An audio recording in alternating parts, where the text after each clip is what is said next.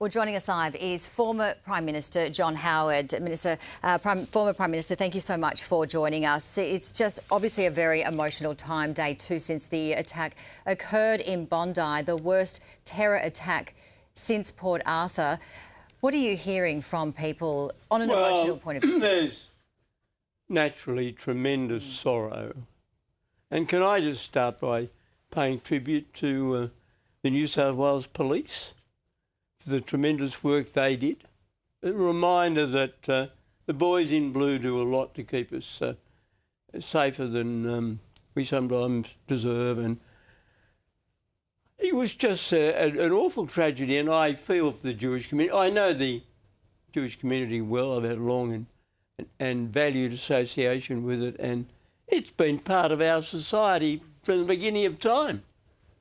And Jewish Australians from all around the world, and I've heard from my phone call last night from one who now lives most of his time in Israel. He's been a close friend of mine for years and a very successful Australian business figure, and he just says, "John, what is happening?" And I can understand that. But I think that the single act of greatest courage we've seen was that magnificent man who tackled the bloke with the gun. And I understand he's a Muslim. I think that is a wonderful add-on, if I can put it that way. Absolutely. Not that I have any preference for any religion other than my own, but that is a reminder that there are good people of every persuasion in this wonderful country of ours. And although it's a terrible tragedy, and a reminder that anything can happen here, we should not lose faith in the Australian achievement. And the Australian achievement has been to build a largely tolerant, respectful, outgoing, welcoming society. And I am so sorry for those who have lost loved ones. And it is clearly an attack on Judaism and Jewish people. I mean, there's no body mincing and any backing and filling. Part of the criticism I have of this government is that it's backed and filled. I mean, the Prime Minister has been Mr. Yes, but maybe on this and indeed on other matters. But if he'd have shown a little more determination from the beginning and sounded as though he felt it, perhaps some of the anti-Semitism that has spread over the last couple of years would not have occurred. The Jewish community, many of them have been saying that they've been targeted for the past 2 years since the October 7 attack, and they've been calling for more support from the Albanese government. And they're saying, many of them, that the Albanese government has failed in this respect. What would you say to that? Well, I think it's very understandable. I give it a legitimate criticism. The first responsibility of any government, and therefore the head of that government, the Prime Minister, is to protect Australians domestically and also to protect and project our nation internationally.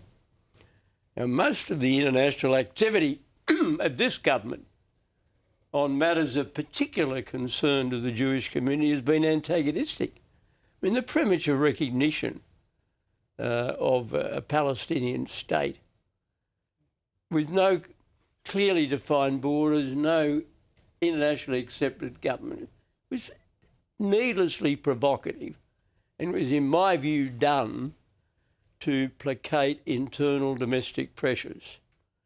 Now, what disturbs me no end is that senior people in this government, I mean the Home Affairs Minister, Mr Burke, I may be wrong and I am ready to apologise if I am wrong, but I don't think he said anything about the rise of anti-Semitism in Australia until long after the last election. Now, I could be wrong. I think if the Prime Minister, immediately after the attack of the 7th of October 2023, had called an all-point cymbals and drum national press conference, he convened a meeting of the National Cabinet. He could have done that, do that by Zoom, and had that on the day after that attack. You wouldn't have had that obscene demonstration at the Opera House. And from the beginning, people of the Jewish community would have felt that there was somebody on their side. But he didn't do that. He sort of, I mean, you could find some words in the word salad that poured forth at the time, but you couldn't really find. I mean, you've got to mean things. And the Australian people are not stupid. They can work out a phony. They can work out when they're being treated to weasel words. And I'm afraid on this issue, that's what the Prime Minister did. Now, I'm not going to malign his character and everything, but he's let the Jewish community down on this simply by not enthusiastically and energetically denouncing anti-Semitism. People do take a lead from their leaders. Now, we've now been treated to the big attempt at a diversion, changes to gun laws. Now, I know a bit about changes to gun laws, and I've reflected on a number of occasions since this terrible event just how many more people would have died if the guns we outlawed in the wake of Port Arthur, that is automatic and semi-automatic weapons, had still been available for evil people to use. Now, fortunately, they weren't. Nonetheless, their evil intent was achieved because they killed so many magnificent people. And what do you think we need to do with ASIO? Because, you know, there's talk on ASIO not really standing up to what had been happening and not vetting the gunmen responsible. Is there a radical Islam issue here? What's your thoughts there? Well, I don't know whether those reports are true. My own experience with ASIO, it stretches back a few years now, with previous Directors General, has been very positive. I thought they were a good outfit. Now, I'm not saying that those complaints reported were wrong. I just don't know. Clearly, if warnings were given by the security authorities and they were not acted upon by the government, then the government should fess up and tell us the true story. People, in this light of what's happened, we're entitled to know. I mean, it's terrible international notoriety. To be within 48 hours on the front page of Time magazine, to be on the front pages of every major newspaper in London, it's terrible. And it's understandable because we had such a reputation for openness and tolerance. And it's a reminder to all of us that we have to try harder and do better as individuals. And when we encounter careless anti-Semitic remarks or anti-Islamic, it doesn't matter what it is. But let's put the context here, and context is everything. The worst event in all of human history was the Holocaust, the attempt to exterminate the entire Jewish race by the Nazis. And every time something happens, which is a reminder to Jewish people of that terrible deed, you can understand they react. And of course the Hamas invasion, and it was an invasion, of October 2023, claimed more Jewish lives than any event since the Holocaust. So you can understand how the Jewish Australians were expecting their Prime Minister, the man who was elected according to the democratic norms of our society, to run us. They were expecting him to behave, and will be marking him down very heavily because he didn't show the grit and determination to do something to prevent the spread of this evil. And many people in the community are saying that they are not surprised that this happened. We know that ASIO Director General Mark Burgess had a probable terror threat across the country, and the Jewish people have been pleading for the Albanese government to support them more. But yeah, they said on Sunday they were not surprised that this occurred. Well, I've seen that, and I can, so I can understand it because I don't think the government was very energetic. Let me put it at its mildest, energetic in its denunciation of the spread of anti-Semitism. Now, I'm not going to engage in character assassination of individuals' government, but if it's the first responsibility of a Prime Minister to ensure that the citizens of his or her country feel safe, secure and wanted, he failed the Jewish people immensely. And we know, Mr Howard, that you were instrumental with your gun laws around 30 years ago. Well, next year will be marking 30 years since the Port Arthur massacre, and my understanding is it took 2 weeks for those laws to be implemented. What would you like to see from this government when they talk about, tightening gun restrictions? Well, I want them to tighten them where sensible tightening can occur. Now, I don't pretend to be an expert on that. I just want them to be fair dinkum. And they haven't been fair dinkum for the last 2 and a bit years, and that's the problem. Now, you can't retrace the past steps. You can't retrieve the losses of the past 2 years, but you can be serious. And I would like to see the Prime Minister, the next time he talks about this issue, sound as though he really feels and treats the Jewish community as part of the Australian nation. They deserve that, as do Australian Muslims. I mean, I remember when I addressed the nation when we sent Australian troops to join in the removal, join the Americans and the Brits in the removal of Saddam Hussein. I knew it was controversial. And I said in my address to the nation that we had to reach out to our Muslim brothers and sisters, that they were a treasured part of our community. Now, I knew that there'd be some people would criticise them because they're Muslim, and most of the people of Iraq were this or that sect of Islam. You just have to do that. But I don't think the Prime Minister has done that nearly effectively. Now, if he starts, he can over time recover it, but it'll be a long slug. And as for specific changes to gun laws, I don't want them to become a diversion, an excuse. And that's the fear I have, that, we're going to tighten these laws, make them even better. Well, I tell you, it'd be a good idea if you had to tighten your language over the last couple of years, and it sounded as though you were fair dinkum in stopping the spread of anti-Semitism. Gillian Segal, the Special Envoy to combat anti-terrorism, had a report, I believe, that was presented 5 months ago, and it hasn't been enacted yet. Well, that's a pity. I mean, I know Gillian Segal well, very esteemed Australian. Now, if it hasn't been enacted, then the Prime Minister certainly must do something about it if he agrees with the recommendations, and if he doesn't, he ought to tell us that he doesn't and why he doesn't.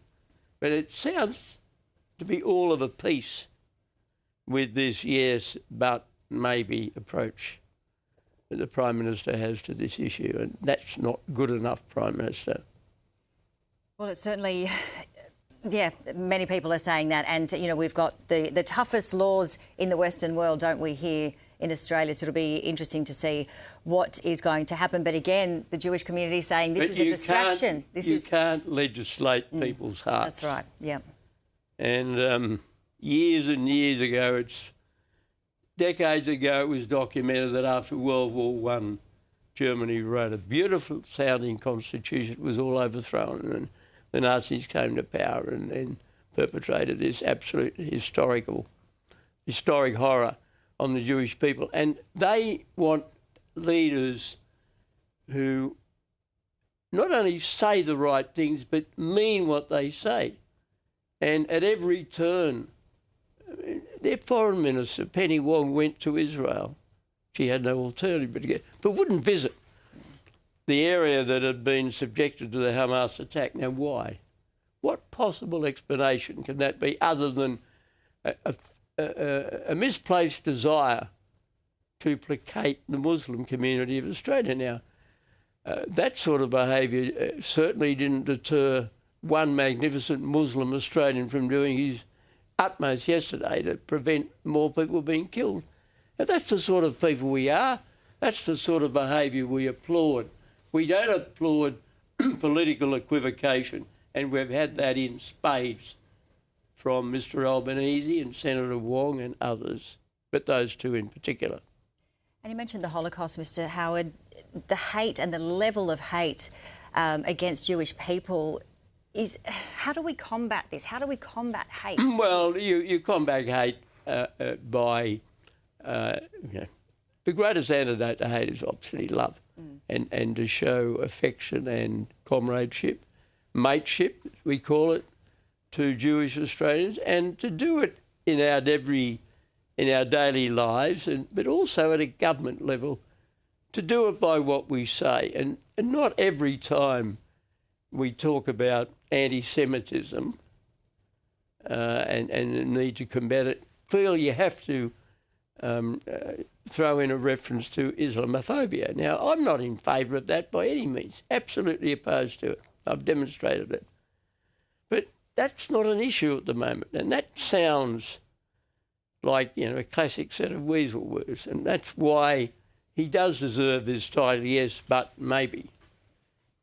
Are you concerned about further attacks?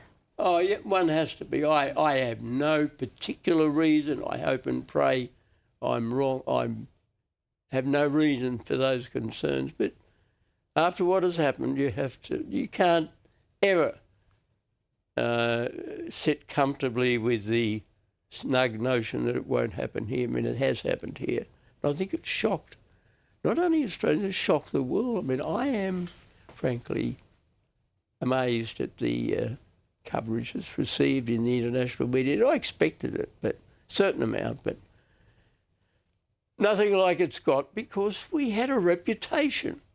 They saw Australia as a robust, independent, single-minded country that knew where we were, what our place in the world was, took no prisoners in the best sense of that term, but were prepared to stand up for fairness and give everybody a fair go. But that was sadly shattered at Bondi, and it was shattered in the name of Jew hatred. It was shattered in the name of pursuit of an individual race, not because of anything they'd done, simply because of who they were. Now, that is always unacceptable. It's an obscenity on mankind. And you mentioned the opposite of hate is love, and we saw so much love, didn't we? We saw so much love, and the love that has just been arbitrarily shattered. The love demonstrated by that magnificent man who tackled the bloke with the guy. Oh, gee, that was do it again. I thought in many respects one of the nicest photographs was the Premier sitting beside his bed.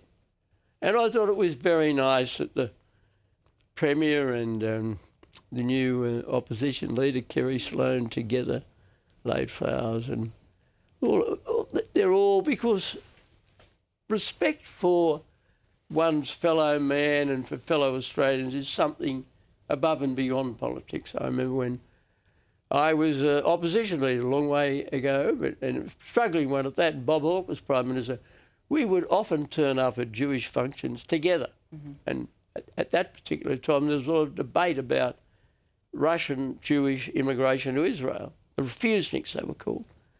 And Bob Hawke would make a speech and I'd support it, and the people organising the function say, this is terrific. Now, we need more of that. And I noticed that the opposition, the federal opposition leader, Susan Lee, had said that the opposition would support any sensible changes. Now, I don't want that once more, let me say, to be degraded into a debate about changes to gun laws. That is a diversion. The issue here is anti-Semitism. The failure over the last 2 years has been that of the federal government, led by the Prime Minister, Anthony Albanese, to bring sufficient energy to a broad-based attack on the evil of anti-Semitism. So in that respect, do we need to have more education in schools and teach the next generation about love, the anti-Semitism? That, to the extent that it is not happening now, yes. I don't pretend to know, except I am concerned that some of the universities have been lax. They have allowed the denigration of Jewish students, of Jewish lecturers. They have contributed to a feeling that, okay, a bit of anti-Semitism, nothing wrong with that. Well, there's a lot wrong with that. There certainly is. And speaking to the community, there's so much that they don't want to put out into the public, and the death threats and the horrific threats. I mean, we've seen so much. I know from personal contacts, I have many, and people that have lived in this country for 60, 70 years and for the first time feel unsafe. And when that happens, when a close friend of mine with tears in his eyes comes to me and says, I've lived here for 70 years the first time, I feel I may not be welcome. And that's dreadful. I'm ashamed. I'm hearing people saying that they feel more safe in Israel at the moment than in Well, Australia. I have read that, and I do know some people who've gone to live there, and there are a combination of reasons, and I would never encourage anybody to live in a country other than Australia. I think it's the best country in the world. It's still a safer place, but I don't want to get into comparisons between Australia and Israel. I've been to Israel on a number of occasions, and I love the place. Some similar, very classless society, Israel, which Australia is, but I prefer Australia. Former Prime Minister John Howard, thank you so much for joining us. Pleasure. Great to see you.